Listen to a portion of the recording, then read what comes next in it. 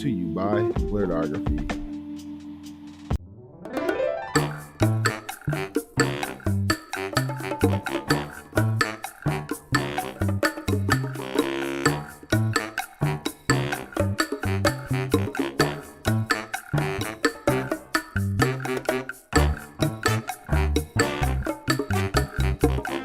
Like you, please, Miss Savannah, to tell us a little bit about your character design for the toy companies.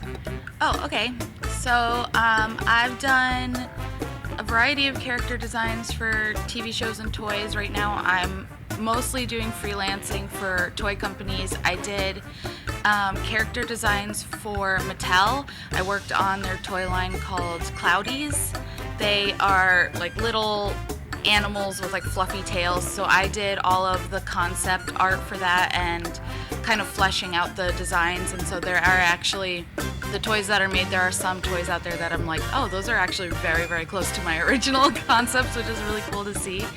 And then currently I am a character designer and illustrator with freelance character designer and illustrator with Spin Master Toys. They do a bunch of stuff, but I think they have like Goond, the like stuffed animals, and they license to a whole bunch of different toy things. But I worked on their toy line called Zombies. They're like little blind box zombie girls. So I did a lot of the character designs for those, clothing designs, as well as illustrations that belonged in the packaging and on the little cards that come with them. I did some illustrations for those as well, plus a bunch of other concepts that some got canned, unfortunately, and others are under NDA, so I can't really talk about them. But so that's currently what I'm doing with toy companies. Hi. So since you work with Mattel and you do a lot of designing with toys, I am curious to know, what is the design process like for creating toys on the artistic side? So the interesting thing, because I came from an animation background, so I went to school for animation and I worked in the animation and film industry for 5 years before I fell into toy design. Like they found me. And there's similarities and then slight differences. The most, since I'm working, I came from doing, my only comparison is coming from doing character design on more like adult-centric TV shows like Archer and America the Motion Picture, to like toy design for kids, specifically mostly like girls or like female presenting or anyone who would be interested in like more femme toys. So obviously the big difference for me is going from like cool character designs to like super cutesy, like big eyes, sparkly eyes, and like making sure that it's like very, very cute and like bubbly appealing for young girls. You still want to have the same like understanding of character design from a base standpoint, so understanding your shapes, shape language, understanding silhouette, what makes an interesting design in general, what makes an interesting silhouette, what makes all of those things kind of come together. But one of the big differences between like designing for film or for TV shows or cartoons versus toys is you don't have to worry about the complexity of the design for toys, because when you're designing for animation, you don't want your design to be too complicated because people are going to have to animate it. And the more complicated the design is, the longer it takes, and the, more lines have to be drawn or more shapes have to be added. Like all this, it becomes a little more laborious. But for toy design, they want it intricate because they're just gonna like mass produce it, and they have like a machine that does it all, and the kids like more intricate designs. So they want you to kind of go over the top with your stuff. So you have to kind of like I had to kind of like break that, like, keep it simple, keep it simple to like more.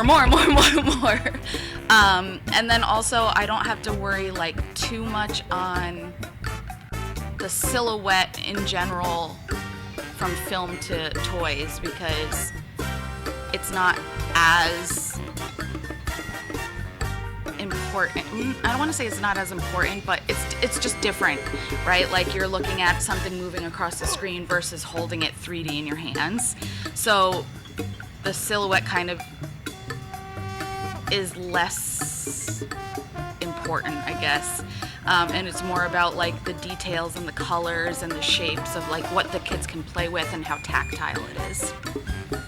I hope that answered your question.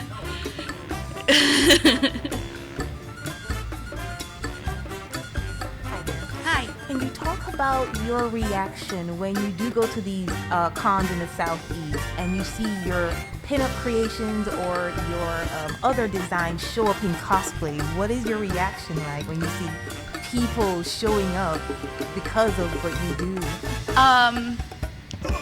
It's like, it's so weird, like in a good way. Like, because for example with the puppets,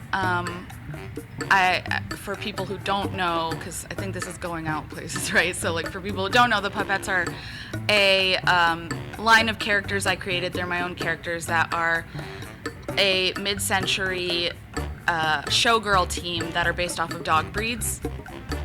And so I designed, there's 11 girls and they all have different kind of body images and personalities and everything, and so a lot of people have kind of gravitated and have like favorite girls and everything.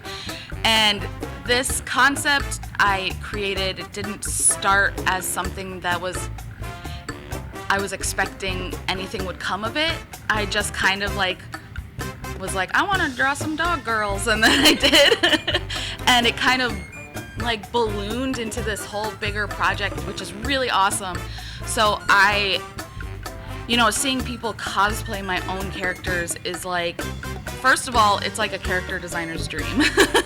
Like to see that and be like, wow, I have made characters that people like so much that they want to like dress up as them, which is like super validating, kind of. Like, it's like, oh my gosh, I can't believe you guys like my stuff so much that you want to dress up as it.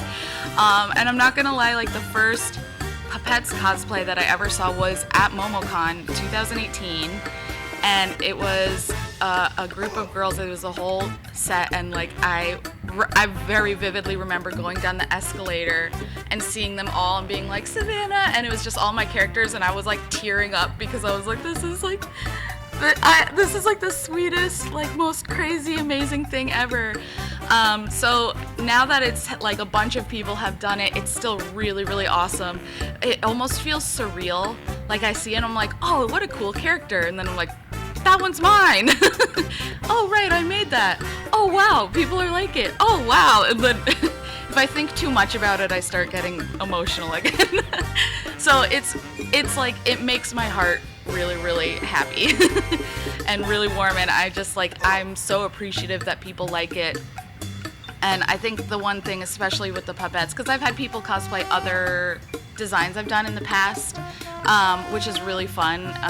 But the puppets have like kind of a special place in my heart because they're like such a big project that I'm still working on. And then also the thing that I really find interesting is that anyone who's like even introduced to them who don't know about them, they immediately get drawn to one character, and it's always different. Like everybody always has like a different favorite, which I think is really cool. And so that like makes me really excited when people don't know and I introduce it to them, and then I'm like, ooh, I wonder who they're gonna pick who's their favorite. So I hope that answered your question. So I see you went to Savannah College of Art and Design. Mm-hmm. I'm also a fellow former art student myself. What was your college experience like? And when you were in college, did you expect to be where you are now, designing for Archer and designing toys? I had generally a good experience. All of my teachers at SCAD were really, really fantastic. I learned a lot from them. I had 2 animation teachers that I just like, still to this day, I'm like, you guys are such a like inspiration. You guys are great. I had a pretty good time. I definitely have a lot to say on art college in general with like cost and going into an industry where you don't get paid a lot for like the cost of school versus like what you're getting paid at. So that's like a whole different topic, but like in general, I had a good time. I think that art school and SCAD and can be really beneficial for people who need direction on growing their portfolio. Like they need, they can't really self-motivate, or like they have a harder time self-motivating, and they need outside influence and teaching and stuff that can be really, really beneficial. And I'm that type of person who, like, if I just was left to my own devices, I would kind of live in my own like comfort zone. And so art school definitely pushes you out of it, which is really important, I think. I didn't expect to go into toys. I majored in animation, and I expected to just work in animation my entire life, I guess. I wasn't expecting to go to Archer. I was just kind of, you graduate and then you're like, all right, you got to get a studio job. And so I jumped around different studios and eventually got into, Floyd County Productions, who does Archer. And I was working with them for multiple years, and actually Mattel was the one who found me. Like they found me through Instagram and they reached out to me. So I wasn't I wasn't looking. They just kind of found me based off of some art that I did and were like, hey, can you design for Cloudies? And I was like, okay. And I really enjoyed that. And then Spin Master found me from Instagram as well. And I've been doing stuff for them. And then in 2021, I got laid off from Floyd. A bunch of people did, because it's just, the industry is a fickle mistress. So it kind of goes up and down. So one of the projects that we were working on got canceled, and so unfortunately they had to let like everybody on the project go. But I was still working with Spin Master at the time, and so I realized that I enjoy this. Like toy design is way more closely aligned with my personal interests. Like I like fashion and cute things and feminine stuff, so designing like little girl toys, I'm like, yeah, okay. Like that sounds really fun. So I was not expecting to go into toys. It was not my goal, but I actually like it arguably more than working in animation, only just because it's like very close to like my personal interests. So with your involvement with Archer, how did that come about? Okay, so I worked in a few different studios first when I graduated SCAD around here in Atlanta, and then Floyd County Productions is the one who made Archer, and they are also based in Atlanta. And so I applied to them 4 times. I got turned down each time until the 4th time. And I was kind of just applying to get my foot in the door into like a larger studio, because when you graduate, you kind of like climb up a little bit from like smaller studio to slightly less smaller to slightly, you just kind of like go and gain experience along the way. So Floyd County was kind of like my next one that I was like, oh, I'm gonna try to get into here, because this is like, you know, I went from doing character design and animation and storyboarding and background, basically like anything, from these smaller studios that do just like commercials and bumpers and stuff like that, to being like, I want to work on a show. And so the next one would be, you know, something like Floyd County or Bento Box. So I was able to get into Bento Box, and then I went from there, tried to get into Floyd. like I said, I tried 3 times, got turned down. 4th time I got in. I got in as an illustrator, so I was just doing the pipeline for for Archer is a little different than the normal animation pipeline. So we do like illustrations in After Effects, not After Effects, what am I saying?